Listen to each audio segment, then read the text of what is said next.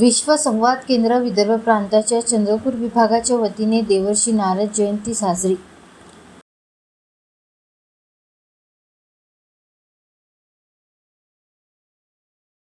विश्व संवाद केंद्र विदर्भ प्रांताच्या चंद्रपूर विभागाच्या वतीने देवर्षी नारद जयंती समारोहाचे आयोजन श्यामाप्रसाद मुखर्जी वाचनालय येथे करण्यात आले होते.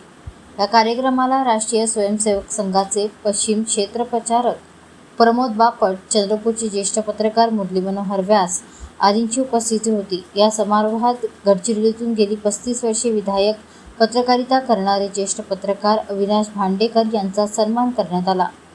साप्ताहिक शिवछत्र, दैनिक जनवाद, दैनिक निर्मल महाराष्ट्र, दैनिक महाविदर्भ असे एकाहून एक सरस टप्पे पार करत 2007 पासून दैनिक पुण्यनगरी गडचिरोली जिल्हा प्रतिनिधी म्हणून कार्यरत आहेत.